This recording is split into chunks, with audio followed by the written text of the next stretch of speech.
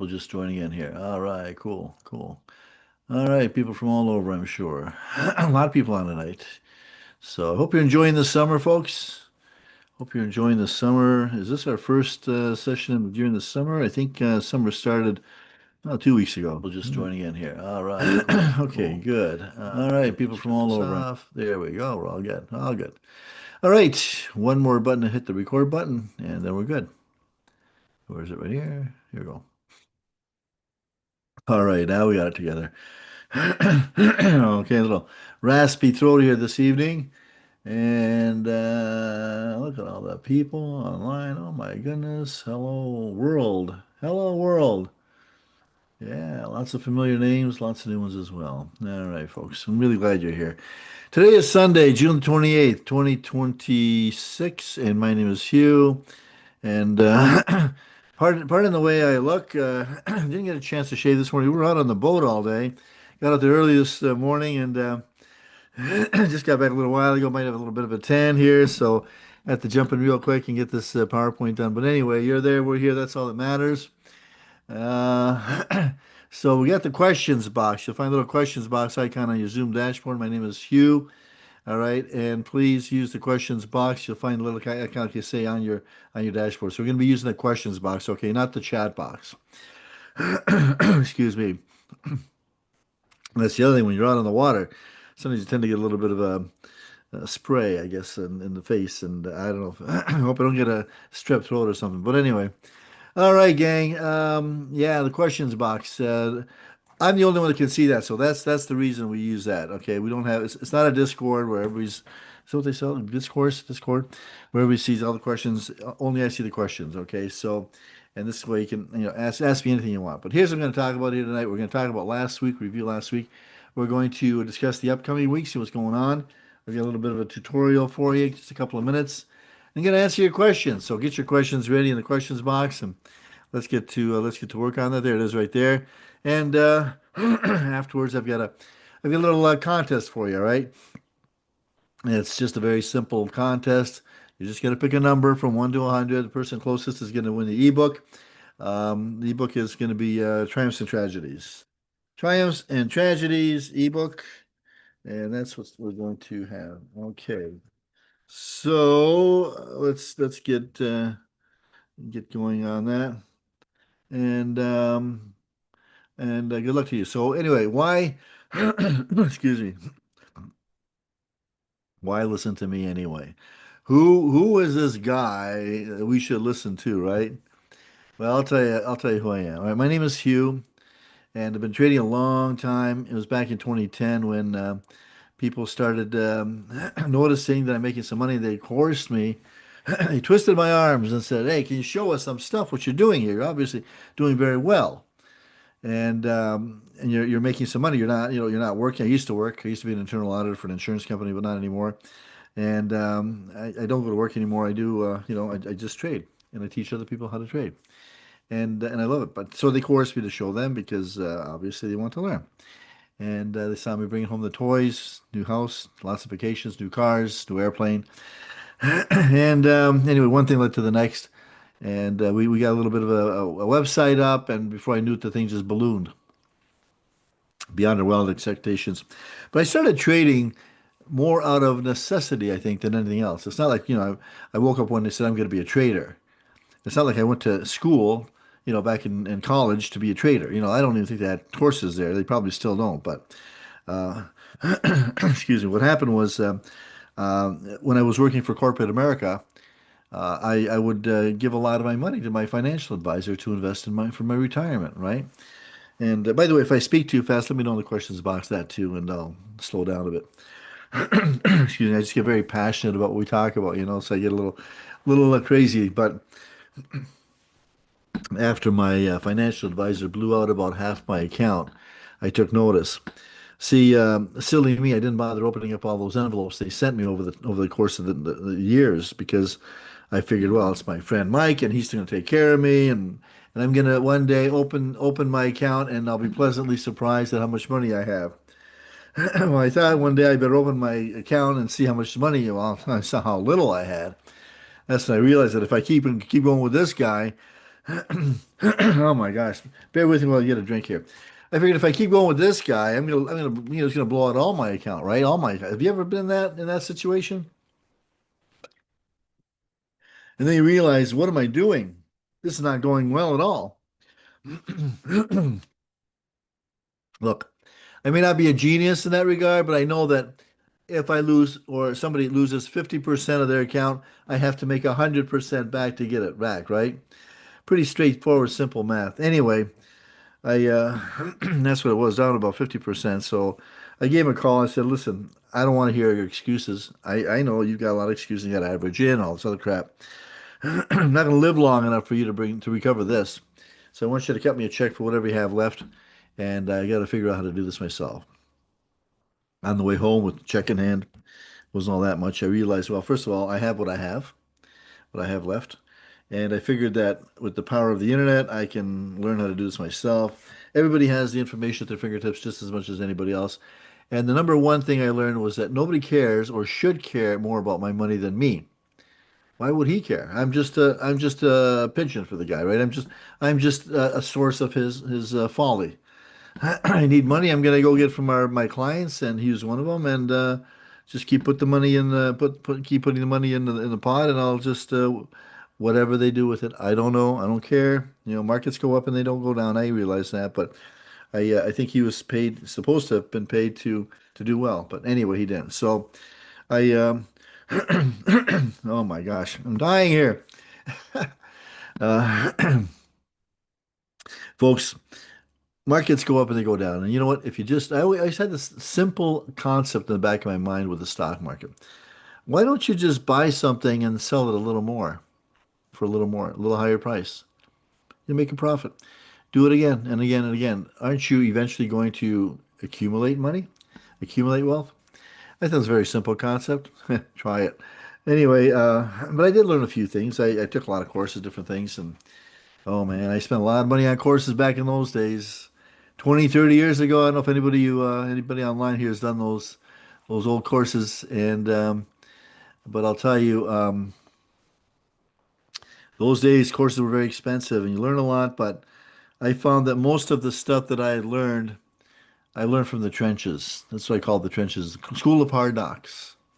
And that's where I really learn the hard stuff. And that's the stuff that I actually teach because when you learn then, you know, right through the hardships, those lessons stay with you. And and that's where you really master techniques and stuff. Anyway, I'm looking for short-term breakout trades multiple times a day. And I thrive on the success of others. People often say, well, why do you still bother trading if you can just make money trading? And there's a lot of validity to that question. But the fact is that training, all right, which is what we do, keeps me sharp, number one. And number two, I thoroughly enjoy the success stories. And I also like to help those people who are struggling. Sorry. I had some interaction with a lady yesterday. I think it was yesterday. I don't know if she's on or not. We're talking about some things and kind of gave my no, she's not on. Kind of gave my view on things, my opinion on what to do when the market turns against you. You know, a lot of people talk about you know, when the market's going great, right? Everybody's making money. Well, you're making money, but what that's not where the test is. The test is, well, what happens when the market turns against you? What are we going to do? Anyway, that's that's the key thing. So we talk a lot about that in the trading room, and we've had some struggles this week. And John and I have been actually conversing back and forth even today about some changes that we're looking at possibly making and just tightening things up a little bit. Summer trading is a little bit different than winter trading. Seems to be easier in the winter, and summer trading is a little bit tougher. Generally, I mean, there's a saying that says sell in May and go away, but that doesn't really apply to us because we only trade SPY, the stock that follows the S&P 500. So essentially, where the economy goes, that's where we go. But there are some, you know, a lot of head fakes in the summer, a lot of head fakes, some negative sentiment, you know, creeping in. These days, we have a lot of issues with AI investments and the concerns about inflated companies there, and you know, Used to be million-dollar companies and, hundreds of millions and billions. And well, now we're talking trillion-dollar companies. I'm just curious how many trillion-dollar companies there are right now. Let me just do a quick search here. How many trillion-dollar companies in the U.S.? I mean, this is astronomical how much $1 trillion is. We have, sorry, here's a list of 10 publicly traded companies in the U.S. with market capitalization exceeding $1 trillion. Nvidia, 4.7 trillion. Apple, 4.19. Alphabet, 4.13. Microsoft, 2.78. Amazon, 2.53. Broadcom, 1.78. Meta, 1.41. Tesla, 1.34. Micron, 1.3 trillion. Eli Lilly, 1.08 trillion. Um, and conglomerates like Berkshire Hathaway also sit just above the $1 trillion threshold. Let me see. What is SpaceX valuation? I don't even know what that is. Let's see what that valuation is. If I can get a read on that one. This AI is pretty cool, huh? I think it's going to catch on. SpaceX has current market capitalization of approximately $2 trillion. And we're talking about $1 trillion man, Elon Musk. Are you kidding me? Wow. So these are the numbers we were talking about. So when there's a little movement on some of these stocks, it affects us all deeply, right? It affects us all deeply. So anyway, why do I do it? I thrive on the success of other people. I love to hear those stories. And my saying is, if you want what I have, you got to do what I do. My cohort in the trading room, his name is John Johnson. I don't have a bio on him because I want to move forward with this. Those in the trading room know that John Johnson is, he comes from the law world, legal world. Used to be a oil and gas litigation lawyer, and he comes with some huge credentials. John and I together, we have over 45 combined years experience on the market. We kind of know what we're talking about, and we cover all aspects of the trades. We look at fundamentals, we look at technicals, we look at the psychology of trading, a lot of mental concerns with trading. It's not just, well, the market's going up. I mean, the big question is if the market's going up and you're sitting in some stock, do you sell it? That's a good question. Do you want the money? If it's going up, that means there are lots of buyers coming in. That means the buyers are expecting a return on investment. They're expecting it to go higher. So it's a bit of a catch-22. Do you sell it because it's going up, or do you keep it because it's going up? I mean, there's a lot of questions. Anyway, we're not going to get into all that stuff right now. But anyway, been doing this since 2010. So we are now in our 17th year, folks. All right, I want to mention Spy on the Market. This is our weekly newsletter that goes out. Very easy to get in on this one. All you have to do is join our list, our email list at daytradespy.com. When the pop-up comes up, just leave us your email address, and you are going to receive Spy on the Market. Comes out every Thursday, and I believe this last week it came out Friday morning instead.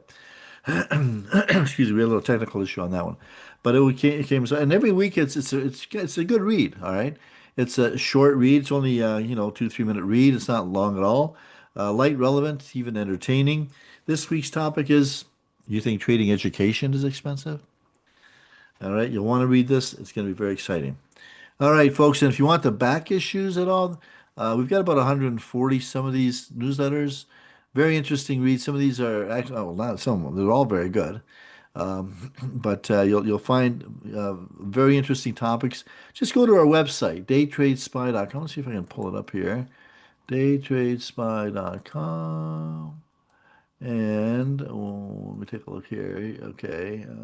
And just see if I can pull it up and then see, should show you here. Okay, so here it is right here. Oh, I've got two screens on the board, so I gotta show you the one here, right? Uh, sorry. Okay, so here, yeah, and here's the pop-up. Just leave us your email address, and you're going to get, well, on top of the newsletter, you're also going to get the tips, tricks, and traps from the trenches, and you're going to get this free report right there. But skipping that, right here at the top, it says Spy in the Market newsletters. Just click on that, and you're going to get a whole list of all of these newsletters that we had written over the last couple of years. And I believe there's like 140, I don't know, say 145, 146, something like that. Anyway, it's very exciting, right? So you can download them. You know what? I know people, actually, I know several people who actually have a collection of these. One gentleman, he's telling me how he's got a binder. Actually, he's got two or three binders now. He takes them, prints them off, and puts them in his binder, and he keeps them right there on his desk. He says he loves to go over them because they're very inspiring. They're very, he says he's captivated by my sense of humor. He says I have a unique sense of humor when it comes to some of these things, and he can just envision how I write these things. So anyway, it's actually pretty cool. Spy on the Market, free weekly newsletter. You're going to learn something too. So, all right, let's take a look and see where the market went today here. Not today, this week, folks. This is a look at the chart. These are, excuse me, hourly candles on the SPY. What happened on Monday? Well, SPY slipped 0.37%, primarily driven by the rotation out of the mega cap tech stocks after reports of AI, artificial intelligence, talent departures at Google, Alphabet. And I read some stuff on this. They're interviewing they're interviewing people who are leaving Google, and they're all saying sort of the same thing. They're saying, the money's good, place is good, but we don't know when we're next on the list to be dumped or clawbacks or things like we want to pursue other ventures. We're getting lured away by other companies, other startups. We feel like we're being maxed out here at Google. So anyway, there's a lot of young people. It's all young people. A lot of them are going to their own, different startups and different things. But so there's a lot of AI talent leaving. So anyway, what happens is when you get some negative news from some one of these big Magnificent Seven companies, it tends to infiltrate the other companies as well and creates a bit of a snowball effect. Snowball. You start with a little snowball at the top of the hill, and it just accumulates more and more snow as it goes down. By the time it gets down to the bottom, it's a massive ball of snow, and you get run over. It takes out everything in its way in its path, right? So this is what happened on Tuesday. The further decline in SPY about 1.4%, dragged down by a sharp global sell-off in AI and semiconductor stocks. This one was triggered by overseas markets. On Wednesday, trading was sluggish. SPY fell in its third consecutive day as nagging concerns over high-flying tech valuations weighed in on the broader market. Although a late afternoon recovery at SPY closed relatively flat for the day, we had a nice little pop back to the upside here, and so that was kind of a little bit of a reprieve, almost encouraging to continue to the upside, but didn't quite happen. We hit a technical double top here on Thursday morning, and excuse me, and SPY dropped that first hour, came down quite a bit from about 739 down to about 728-ish. We had quite a drop, about 9 or 10 point drop the first hour. A recovery candle the next hour, but it couldn't quite break that resistance. Kept going, drifting back down as SPY slipped again. Finished a volatile session at the end of the day, 0.1% lower than the day before, with a broader market relatively flat. Strong rally in memory chip makers was offset by declining big tech giants and some more inflation worries. Friday was interesting here. Investors weighed conflicting economic signals and retreated from mega caps techs again with intense choppiness on a broader rotation out of the early year winners into the defensive sectors. SPY fell by 0.72%. Take a look at that. What happened near the end of the day there? Just massive drop down to 716.58, but the bulls pushed it right back up in some pretty automated trading. Came back up to finish just under 732. It was again an interesting choppy market as SPY drifted down over the course of the week here. So looking at the seasonalities here, that blue line is where SPY is now, and the red line is the average of the last 5 years daily close. Now here's the irony, because SPY has got some choppiness here, but we're slowly trending up into late July here. So I'm going to see if this continues on. And what happened this last week? Well, it says SPY rose about a point last week, historically about 7 points last week, and we were counter to that when SPY actually dropped. But historically, SPY rose about 7 points last week, and historically, over the last 5 years, closing price on the daily chart, SPY rose about 3 points the following week. So, of course, there's no guarantee that SPY is going to follow the historical path, and as we can see this week, that did not happen. But we'll see if we pick it up from here and carry on up. I'm not really sure. We'll see what happens. Um, excuse me. Tech stocks weakened, but the broader market remained resilient as the markets rotated out of the Magnificent Seven stocks into other sectors, other stocks, and they were quite resilient. And they pretty well stayed, more or less stable. A shift in market leadership fueled by the collapse in oil as the U.S.-Iran peace agreement holds, helping to ease inflation, even though there were some strikes. But it looks like they're trying to behave themselves. Whenever they get out of hand, Trump always steps in and says, "Okay, boys, well, back to your corners. Go to your rooms." I don't know what we're going to see. Tomorrow could be a renewed bombing. We'll never know. Lower energy prices add another tailwind to the U.S. economy. Improved labor market and growth. That's good news there. And hopefully we can see some relief at the pumps. I'm just curious to see what is the average price of gas uh, at the pumps. I think we're talking about, I used to, it was like over $5. Now it's down to 386 to 390 a gallon, which is kind of nice. And I believe crude is down around $70 a barrel again. At least that's what it was Friday. Let me just take a look here. Price of crude per barrel. We're talking about, let me see, what's the price? Okay, yeah, looks like we're talking around $70 here. 72.43 for looks like Brent crude. And around, so yeah, it's about $70, $72. So kind of where it was before the war, right? Softening inflation should lessen pressure on the Feds to hike interest rates. But we do have that elevated underlying inflationary pressure, but it's likely to keep the Feds cautious for the time being. They're taking a wait and see attitude. All right, they really are. They're not jumping in, automatically raising rates the way you would think. Anyway, we've got a continued drop in oil prices after as traffic picks up in the Middle East through the Strait of Hormuz. Um, and the ships are moving, and that could add further impetus to the market rotation. All right, and here's a look at the traffic picking up through the Strait of Hormuz. At last, we're starting to see this uptick. Ships are starting to move, and there's a lot of backlog. I thought there's like something like 500 ships or something waiting to get through. So we'll see what happens. This is in before the war. You can see what's kind of gone on here, and now we're looking at look at that right down to nothing during these days here. I guess the odd one will trickle through, but we're seeing the weekly moving average going up as well. Daily tanker crossings looking good. The drop in oil prices is going to help bring inflation lower in the coming months. Here's the forecast.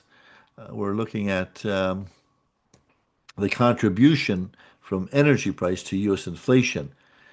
So this is not the numbers for inflation. This is the contribution with inflation and oil prices headlining the CPI, all right, Consumer Price Index. So things are looking good as far as that is concerned. Now here's that rotation I was talking about here, and take a look here. We have some markets that have come down, but the returns so far they're kind of coming down this last week. But take a look at the Mag 7, Magnificent Seven. This is those trillion-dollar companies I was talking about: Apple, Amazon, Alphabet, Microsoft, Meta, Nvidia, and Tesla. The market just really came down a lot this last week for these guys as investors are taking profits and putting them into other companies, other sectors, and propping them up. So this week, S&P dropped about 2%. Year to date, still respectable 7.4. Dow Jones held the pace at 0.6%, 7.9% year to date. The Nasdaq dropped 0.2%. Still year to date, 15.3%. So still going up there. All right, let's take a look at next week, folks. The week ahead. Monday, it's a low, no news economic news day. That's not to say that there isn't going to be some news because what the headline news is going to present to us, that is going to be the moving market, right? That's going to be the market. That's going to be what's going to shape the market. And I just don't know if there's any headline news right now. I'm going to quickly pull up at least Fox News, see what's going on here. Okay. Yeah, what's this, the $14 million reflection pool? I gotta find out what the deal is on that. I haven't really delved into that too much, but I can't imagine that this this reflection pool is a $14 million repair job. Oh man, I want to get the contract on that. I'll do it for two. Anyway, let me see what's going on here. And I don't see anything that is, let's see, pressing pause. U.S. Iran agree to halt strikes with talks scheduled in Qatar. Oh, I didn't know they're hitting each other militarily here. Iran agrees to halt attacks as high stakes nuclear talks loom after weekend military strikes. Okay, yeah, there. How's that peace? How's that ceasefire working out? It sounds like they're still lobbing missiles against each other. I don't know, but anyway, Tuesday, folks. Tuesday we've got a Chicago PMI report, Conference Board Consumer Confidence report, JOLTS job openings, and on Wednesday we've got some more news here. The big one, Fed Chair Warsh is going to be speaking. Not sure what he's going to be talking about. Actually, I don't even believe that it's going to be a major speech. I think he's actually making a presentation somewhere. Let me just pull that up. But his words will definitely resonate in the markets. Let me just pull that up here. Warsh is going to be speaking. Let's see. That's Wednesday, right? Wednesday. Okay, here we go. Okay. He is set to participate in a panel discussion entitled Policy Panel at the European Central Bank Forum on Central Banking. The discussion titled Policy Panel. Well, that tells you a lot. Anyway, he's going to be speaking, and we'll see what he says. That's scheduled for 9 o'clock Wednesday morning. Economic news includes ADP non-farm employment change, Institute for Supply Management manufacturing PMI report, and the S&P Global final manufacturing PMI report. That is coming up on Wednesday. On Thursday, unemployment claims, as always, unemployment rate, Bureau of Labor Statistics non-farm employment change, and it's not FRAM, it's actually farm. All right, let's see who did this. There we go. Let's get the spelling right, okay? And on Friday, folks, bank holiday markets are closed for July the 4th. So this week we are going to be looking at Thursday's expiration on Monday and then probably next Friday on Tuesday, Wednesday, and Thursday. All right. We like to buy time with our excuse me, with our expirations on in the trading room. All right, so what does this mean to volatility? Volatility, I expect it to be low on Monday, of course, high Tuesday, Wednesday, and Thursday, and of course, markets close on Friday. So we'll see if we can make some money during the week, ladies and gentlemen. We'll see if we can make some money. All right, let's take a look at, yes, also expect volatility to elevate whenever President Trump speaks. And we generally don't know that until kind of like the same day, sometimes the day before when he's scheduled to speak. But whenever he chimes in, you never know what's going to happen with the markets. All right, here's our 2-minute tutorial for the day. I thought I'd give you a really cool little thing to look at when you get high volume off the market opening. This is a pretty good indicator for the upcoming market direction, all right, in the short term. Some of this stuff is solid gold, and you might want to take notes of this, right? So let me explain this. High volume candles on the 1-minute chart. Take a look at your 1-minute chart. I'm going to use some examples here. So pull up your 1-minute chart. We like to use Schwab Thinkorswim. Pull up your 1-minute chart, and if high volume When I'm talking about hundreds of thousands of shares being transacted on SPY in the first minute. High volume. When high volume produces a large move, so look at your candlesticks, then a move is likely in that same direction. So let's say there's a massive sell-off and you see this in the first minute or a couple minutes here, you see a massive move on the stock going down. Then it's probably going to continue going to the downside. If you see high volume, but it does not produce a large move on the candlestick, then that move is probably going to go to the opposite direction. You'll probably see a move in the opposite direction to be your preferred direction. So it's best to explain it using examples. So what I'm going to do is I'm going to go back to last Monday, June the 22nd. Let me give you an example. You see on the bottom here, I've got my volume average. There's the green. This is the volume. And this volume was pushing 500 million shares that very first minute. Look at this big green candle to the upside, right? That's a massive move to the upside. We came up from about what, 747 and a half up to 749. So we had about a two and a half point move on spot, which is huge in 1 minute. That would suggest right there, this is what I'm looking at right here. That would suggest a move to the upside. So you may want to consider moving, getting a trade to the upside. As it turned out, if you'd have gotten in here somewhere around 749, well, it went up a dollar and change by the time these are 1 minute candles. So probably by about 10 o'clock or so, you'd had a pretty good move in here. In fact, you probably would have got your move in the options in the first few minutes. The next day, June the 23rd, take a look at this. Excuse me, huge volume. Right, we've got about, well, my gosh, what's this, about 800 million shares? But it came to the downside. Now, this candle is not a very big candle, but take a look because it's not a very big candle. The move went to the upside. Do you see what I'm saying? The bulls wrestled it back up. Second minute right there, get in. It's probably going to go back up. And take a look at this. We ran up here from about what 734 to 739. There's a 6 point trade right there by 10, 10, 15, 10, 20. You'd have had a massive, massive move on that trade right there. June 20, did I do the 23rd? Yes, I did. 24th, that's what is that, Wednesday? That's the Wednesday, right? Here we have another move to the downside, right? But it's not a very big candle. It really isn't a very big candle. And right away here, that suggests that the bulls are going to wrestle this thing back up. And we had a nice move up there coming in from about 735 to 737 and change.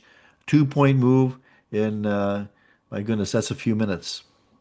You see what's going on here? June 25th. This is what is this? Monday? No, Thursday or Friday? This is Thursday. Thursday the 25th. All right, so we had a big green candle, sorry, a big green volume candle to, 500 million shares right off the bat. So somebody is massively buying these things, right? But it did not move the candle very far. The green candle just popped up a little bit, almost a doji-like candle. But when you see this is going to suggest there's a move to the downside. This baby's ready to drop. And drop it did from what, 739 down to 734. Five point drop in a few minutes by 9:44. We had 5 points on the put side. So knowing this information, can you make money? Can you make money on this? Look at this. If you saw this happen, say, oh, I know where this is going, right? I'm going to buy puts. And those puts are going to come to life pretty quickly and they're going to and ride this baby down. I did not record how much money you could have made on the puts, but you get the drift. On Friday, look at this big red candle, well over 500 million shares dumped. Somebody is dumping these guys, some major, I don't know, fund or somebody's just dumping these guys. Take a look. We got a small red candle, not a big red candle, just a small one. And this suggests longer move to the upside, right? And that's exactly what happened there. Longer term move to the upside.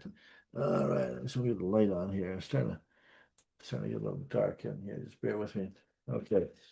You can see that the move ran back to the upside here from about this is about 729, 730. 3 point move by 10, 10, 10, 15. You could have made some pretty decent money had you bought some call options and just wait it out, let the move develop, right? Let the move develop. So I thought I'd give you that really cool information as to as a really cool way of as soon as it gets out of the gate. Generally, when you get a move like that, when a massive uh, dumping of shares or a massive purchase of shares happens, compare that to the 1 minute candles right here. Gives you a pretty good idea as to which way the market has a good chance of going, right? So that's pretty cool. So the idea here is high volume candles on the 1 minute chart. Just pay attention and trade accordingly. Okay. All right, let's get into our 2026 goal. This is where we track all the trades we do from, well, since early January. And if you'd bought 5 contracts on each of the trades that John and I narrate in the trading room, this is what you're going to get. Everything is here. If you'd only bought 5 contracts, all trading room trades are included. We'd have had year to date $28,205, less commission, of course. Took a bit of a hit on this one trade. I think it was an OMG trade or something here, and we held that till the end of the day. And again, the market gave us a head fake on that one. That was on was that Friday, July the 26th. So I had a bit of a negative day on that one, just under $500, but we're still well above board here. And according to this methodology, 28,000. We should, if this continues on, we should have about 56, 57, maybe $60,000 by the end of the year, right? Profit. If you only trade 5 contracts, you're investing here $3,000, $4,000 at a trade, and you're walking away with some pretty good coin for the most part. You're gonna want to watch some of these other trades that are sort of in loser mode, but we are going to be taking steps to alleviate those kinds of drastic drawdowns. Okay. All right, gang. So what I'm gonna do here is I want to get a bit of ideas to if you have ever traded any other programs or been involved with any other educational programs here, and let me know if you've tried any other sort of programs, trading or education programs other than Day Trade Spy. So please put in the questions box just to give you an idea, just to give me an idea on how successful or unsuccessful you had been with some of these, and it gives me an idea as to where to go and possibly some educational material and things that we could probably address in the trading room. Okay. Okay. Mostly B's, some A's, couple C's. Okay. All right, mostly B's, mostly B's. Okay, sounds good. All right. Yeah, it's kind of hard to find things, isn't it? Right. So that's why we aim to fill that void. That's our job. We aim to fill that void, and hopefully come out with some good strategies, good recommendations, good ways to curb your losses and make more money. That's kind of what we're all about. Folks, before I get into the questions box, questions, I should say, I want to tell you a little bit about our trading room. This is our live streaming training that we do every day. We have training programs. We also have stock alerts that are very successful. But it's our trading room, which is, I think, our hallmark to success here with Day Trade Spy and the people that are involved here. John and myself, we host this. And I want to tell you, this is not so, even though we do the trading room only for about an hour and 20 minutes every day, hour and 15 minutes. This is not like something we do on the side. We don't have another job on the side. We do this in the morning. This is what we do full time. And we are involved in the markets full time. By that, I mean full time when it comes to our occupation. It doesn't mean that we might be stuck to the computer, 20 hours a day. That's not it at all. Both John and I enjoy doing other things as well. All right. And so I just wanted to emphasize that. But we don't have any other occupations. This is what we do. So, and again, we have John and I have again over 45 years combined experience. We've seen it all. We are your personal mentors. In the trading room is interactive. you'll have the questions box where you can ask us questions. And again, John and I are the only ones to see them. So go ahead and say whatever you want. Never be embarrassed that other people are going to see your questions. All right. And essentially, if you know what calls and puts are, this is where you need to be, right? Learn and earn. Fully narrated. This is where our strategies all come alive. We talk about our strategies. We narrate what we're looking to, what we're looking for. We discuss, okay, here's the setup. Here's what I'm looking to do. I'm going to get in here. Here's the setup is here, but I'm not going to get in, and here's why. And this is what we talk about every morning, 9:20 to 10:30 Eastern time. If you can't make it, they are recorded for later review. The cost is only $24.95 a year, or if you don't want to go the full year, just take it for the quarter, $6.99 a quarter. That works out to about $54 a week. $54 a week. Well, what's that buy you? It's about $10.80 a day. I don't even know. Does that buy you a Subway sandwich? Maybe, probably. I don't know. Maybe a veggie delight. I don't- So, folks, for one of us, that's right. Yes, you're buying either John or myself a lunch. Okay, we're not asking you to take us both out for lunch. Just one of us. Uh, is that not worth this invaluable information that you would be getting from us? The support. And you may not realize it at the time, but it's kind of nice that if you are in maybe a bad trade and that you actually can call on some support if you need it. And we're here. Folks, best value. This is the best value. If you know what calls and puts are, this is where you need to be. Now, I've got the QR codes. I'm going to give you the QR codes later again as well, so that you can actually give you some time to click on them and get to the pages where you get more information on these products and services and actually subscribe to them. But this is the best value. The trading room, you got to be here, folks. I'm not really sure why anybody would not want to be on there. All right, let's look at some questions here. Sit by the beach side. Look at the ripples going through the water. I love the summer. Summer is my favorite time of the year. So, okay. I don't know if other people. Okay, last couple of weeks here. Okay, Tony L. All right. Tony, quick question. Are you in our trading room, Tony? Let me know if you're in the trading room. I'm curious because he said he joined a little while ago, or a couple months ago, made some money initially, but lost a few bucks, $3,000 over the last 2 weeks. I know some people lost some pretty good money. We even had a lot of head fakes last 2 weeks, and but we are John and I are coming out with ways to tighten it up to stop bleeding, right? And I know, for example, we have this one strategy. It's called the OMG, short for out of the morning gate. Now, statistically, this little strategy works extremely well.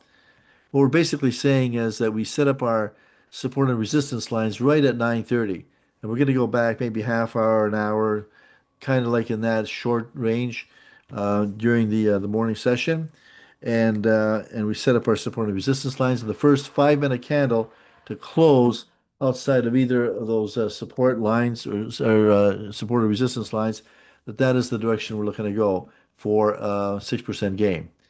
And the thing is, okay, so in the trading room, we are obliged because Eagle Financial had us, they have us, they say, well, your day traders, you should close out by the end of the day if you had not made, completed the trade. So we always have to calculate to the end of the day. So those trades may not show a profit. In some cases, they actually show a pretty bad loss. But that's not to say that if you were to hold overnight, that they would be a loss the next day. Anyway, what we're saying here is statistically it works very well, but we're going to try and tighten that up a little bit and not make it so strict that you have to get in now and you have to make 6% or else. We're gonna use more judgment because there have been times when yes, the setup had established itself, but for other reasons, we were not 100% confident that move was going to materialize. So, in keeping with the program, we would get into the trade, but we're not feeling the love from the market either. So, I think in the future, we're going to assess it at that time, assess each one of those positions. And I think we're going to do that more. And also, we're going to curb our losses. Um, One of the better ways to do it, let's say you're in an option trade and it drops down 25 cents. You might want to just take the bit, take the hike, take the cut, get it loose, let it go. You lost 25 cents. It's easy to make up 25 cents, and you lift the trade the next day. If you wait too long, it may well come back, and usually it does, but why go through the stress? So we're going to tighten up our stops on that. So, Tony, if you're in the trading room, I hope maybe we can get into that a little more. So, all right, okay, let me see here, Chris. Let me just read this. Up until last Friday, the trades have been fantastic for the SPY trade of the day. Last Friday, oh yeah, we were. I know SPY. So we had to put on Friday. Market kept going up. Waited and waited based on a 50-minute rule. Then later heard mention that you bought. Was not working out. We were talking about holding on to the position. And you didn't take the trade. Good, good. I'm glad you didn't take the trade. First 50-minute rule when a trade direction is going against you, you shouldn't just don't enter. Yeah, okay. So if the trade of the day, okay, the pick of the day, you're talking about the pick of the day. If in the first 15 minutes it doesn't materialize, just forget it. Don't, consider that there's no trade. These trades, so what happens is that, okay, so we have these alerts. So we have actually two alerts. One is called the DayTradeSPY signal, which is an algorithm-based signal. Automatically goes out when certain criteria are met. Goes out 3 to 5 times a week in the mornings. All right, it's not going to go out in the afternoon. So if it doesn't go out in the mornings, it's not going out. So it could go out any time. So the idea here is you don't have to be stuck to your computer. You could be at, you got your cell phone, you got your trading platform. You could be out there, doing something with the kids or taking them to school or whatever. And you get the alert, pull up your platform, make the trade. Immediately put it up for sale for a 5% gain. Now, the other alert that we have is called the pick of the day. Now, the pick of the day is an option that John and I study and discuss and evaluate and determine what it is in pre-market. And we send that out shortly after 9 o'clock. So what we do there is John and I, we gather all the information, all the data, all the news, the events, the technical indicators, everything, and we hammer it out. And hammer it out we do. Sometimes we get into some real feisty discussions about where the market is headed based on the data that we have at the time. Now you got to understand a lot can change between 9 and 9:30 in the morning. However, we try, we give it our best as to what we can do, and we've generally been pretty good. But I think if let's say the pick happens to be a put, and let's say the market opens right away, and the thing I just showed you in the 2-minute tutorial, if that thing's going to get, if that happens, if that unfolds at 9:30, right, and it shows that the market's going to go up, then just ignore the pick. It's probably best to stay out of that trade. I have a saying, it's better to stay out of the trade wishing you were in than to be in a trade wishing you were not. So it's very important. So if in the first, say, 15 minutes that trade really just does not line up, just ignore it. It's probably not going to happen very often, but once in a while you do get that. And sometimes we even have a no trade when the volatility is just through the roof, and we're waiting for. So this happened the other day. The volatility was just too high. We're waiting for it to come down, and just wasn't happening. So there's just no trade that day. So anyway, I think that's kind of the thing here. I'm just kind of going. Okay, now let's see. I'm just kind of reading some of the stuff here. So yeah, okay. Well, thanks for being with us, Chris, on that. That's good. Yeah, try. Let's try that and see what happens. Now, so here's the thing. After the summer, right? Traders all kind of come back. Investors, everybody comes back, and in the summer, there's just a lot of head fake kind of trades. But after the summer, usually in October, late September, October, the markets tend to they tend to be a little more stable, if that's the word to use, or a little more predictive, I guess. And you can actually make a lot more money in the winter. I love trading in the winter on this. So, uh, okay, so here's a question about doubling down, even quadrupling down on the repair trades. Sometimes successfully, sometimes not. How far will you take a repair on a trade gone bad? So this is an interesting question. There's a lot that goes into repairing trades gone bad. One of the things I look at, the first thing is how much time do I have? Why did the trade go down? I find that if the trade went down on a news item and it went down suddenly, and I have plenty of time, say, 4, 5, 6 days, I will probably generally not worry about that too much. I may repair that trade because usually if on a news item it goes down, I guess a lot depends on the news. Say an economic news item, an unemployment claims number or a CPI number or something. That news item is going to wash out pretty quick. So the market, usually when you see a big red candle, for example, soon after you'll see a big green candle to go back up. So if you have a stop loss on a trade like that, the stop will take you out. And you'll keep watching it, and 10 minutes later, it will have recovered, and you're going to say, oh, I wish I'd have stayed in it. So in that case, I generally probably will not repair a trade. Now, if it does come back, I might repair the trade in that case, because I'm pretty confident it's going to come back up and I have plenty of time. If I only have a couple days till expiration, I'm probably not going to repair the trade unless I'm really convinced that market is going to really shoot back in my direction. The reason is because that theta loss, which is the time loss, that eats away like an aggressive cancer. Gets in your body and it just spreads and spreads and there's nothing you can do. And, we're just going to try and keep the patient comfortable and, you know, um,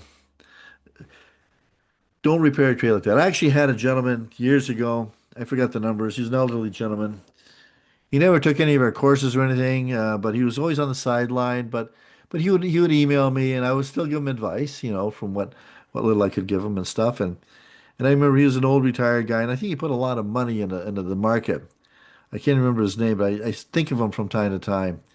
I want to say Melvin or Smarvin or something, but I remember he emailed. He said, "Listen, I'm not a subscriber, but do you see the market coming back soon? I'm sitting in some call options. They're going to expire Friday, and I think this was Thursday, maybe even Wednesday, but Thursday or something." And so I did the analysis, and I said, "Well, for you to get out of this, the market would have to go up about 10, 12 points. Is it possible? It's possible. Is it likely? No. If it was me, I'd probably just want to, take what the market will give me on this one and get out of it." And shortly thereafter, I got a call. I think it was from his wife that he was in the hospital. I don't know if he got a heart attack, stroke, or anxiety or something. But she thanked me for my advice on this. I never heard from him since. So I don't know whatever happened to this guy, but I felt really bad for him. You know, he put a lot of money into this thing, and I'm afraid he lost it. And here's the thing, when you're young, let's say in your 20s and 30s, you can afford those losses, maybe, because you have plenty of time to make up for them. But when you get older, the idea there is to try to keep your money, right? Keep your money. Be very careful because it's very easy to lose money on the options market. The options market doesn't care how much money you have, who you are, doesn't care, how old you are, whether it's your retirement account or your mortgage money or your play money. It doesn't care, right? So you want to hold on to your money as best as possible when you're getting into those days, in those, later days in life. So that's kind of important. Anyway, let's move on to some other questions here. Why was a put recommended on Friday morning? S- Stephen, again, all the indicators at that time that we saw in the news and the events and everything that shaped up, and John and I had discussed it.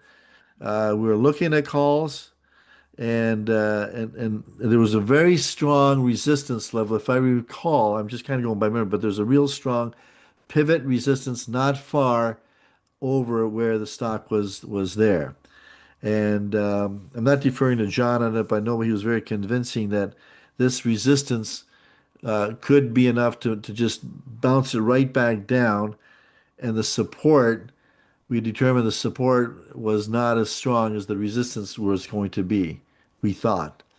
So we said, oh my gosh, what are we going to, I'm kind of leaning on one side, he's kind of pushing on the other, and we're going back and forth, back and forth. And I remember that it was like 9:05 in the morning, and I said, John, we got to make a decision now. Ah, he said, well, it's been going down the last few days, and let's try puts. You know, went with puts. The market opened, and up she goes. So again, somebody said earlier here, if in the first few minutes, first 15 minutes doesn't materialize, let it go, right? Let it go. All right, let's get into some here. Okay. Need some understanding with in the put process. Do you have a recommended training option? Absolutely, James. James K. Okay, so James, I recommend you know what calls and puts are. I recommend you get into the trading room now. Some people say, well, I can't get in there every day. It's not going to be value. The fact is, even if you're in there once or twice a week, it's going to be great value. The trading room is going to be great value because you're going to learn a lot and you can get your answers question. And that's what we teach you things in a live training session. Regarding puts, so puts are the opposite of calls. When you expect the market to go up, you buy a call option. When you expect the market to go down, you buy, okay, you buy a put option. I know it's counterintuitive to the way you feel, right?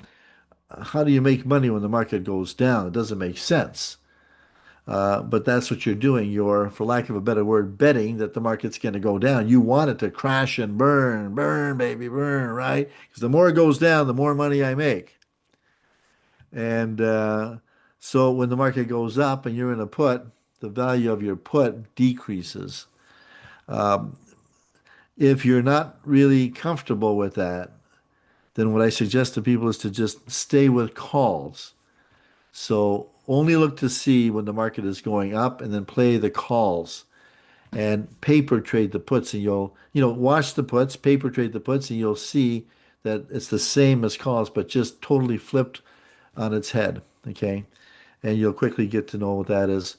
Now, when the market goes down, usually goes down fast and furious. So there's a saying that the market takes the elevator down and the stairs up. Markets gravitate to the upside. They like to go up nice and gently. I'm just going to get this in the camera here. Anyway, he likes to go up nice and gently. But when the market drops, it crashes right away.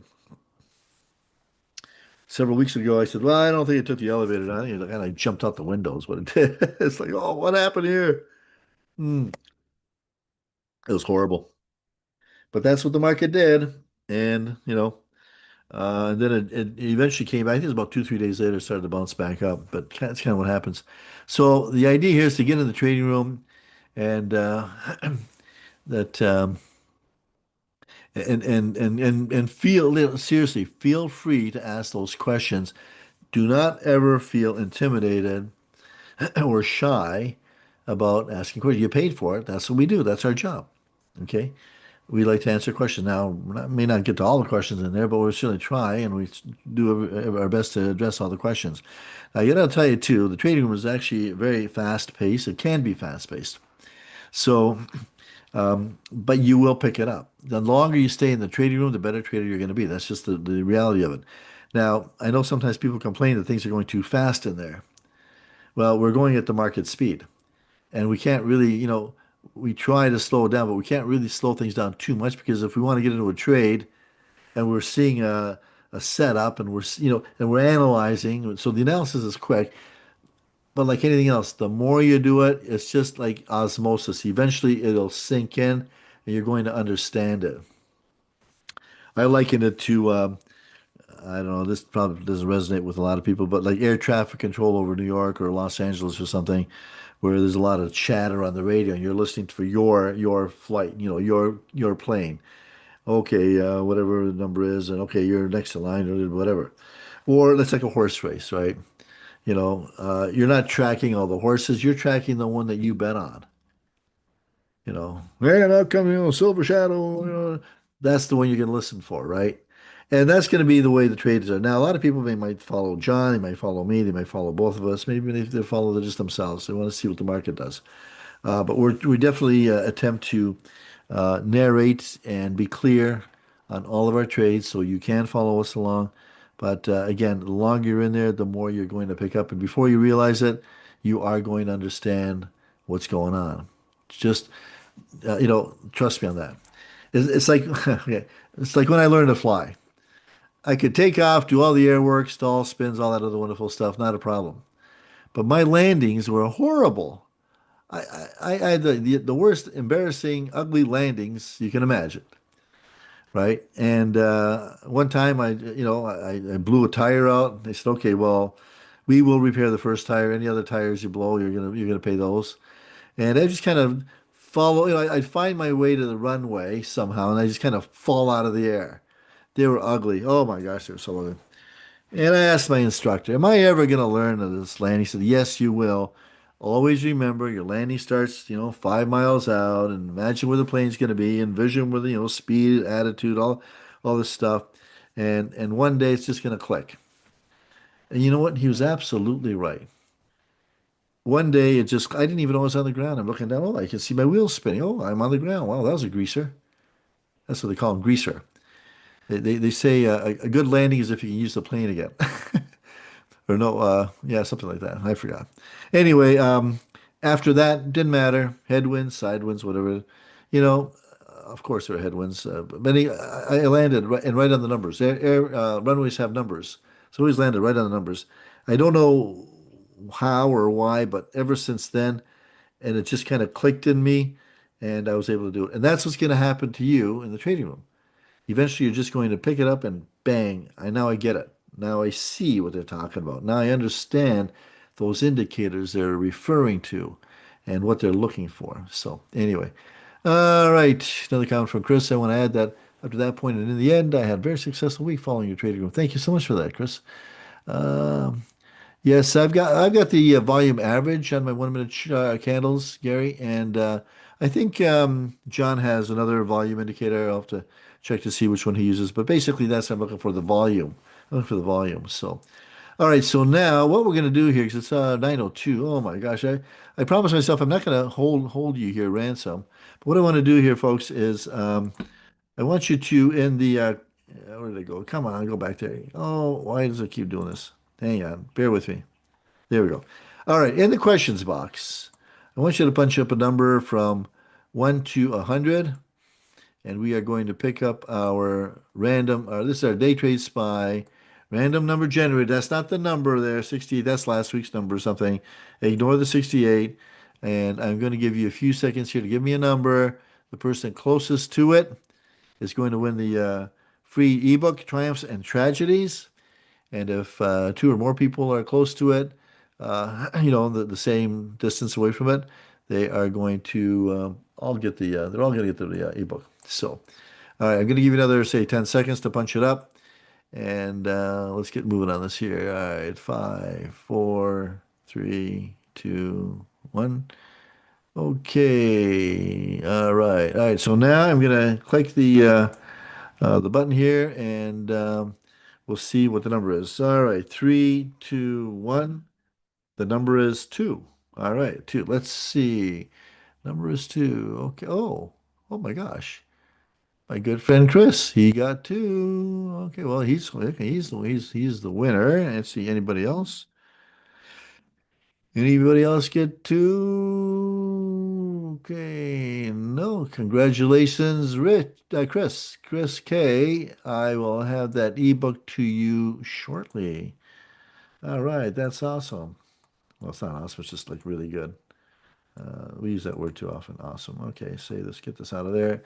Folks, gonna leave you now. Thank you for joining us, and I'm gonna give you these QR codes so that you can actually um, go to each of those pages and learn all about the inner circle, DayTradeSPY signal, and the pick of the day. Those are the alerts, and of course our world famous trading room. So until the next time, been a pleasure. We'll see you again. The recording will be out soon. Have a good one, folks. Really want it, and if you do it, just shout it loud and clear. I wanna know if you really need it, and if you do it, just shout it loud and clear. I know it's been on your mind for a while, but to get what you really want can take some time. You gotta be focused now, don't play around, and trust the process and keep your eyes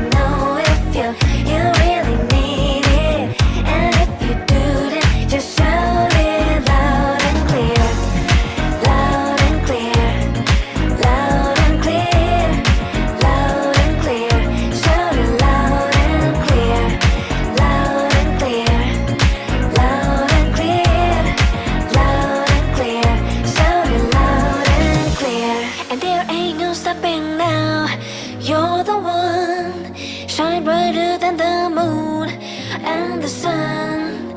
Be great at what you do, give it all of you, and trust the process and keep your eyes on the prize. I can tell you what I'm seeing, you can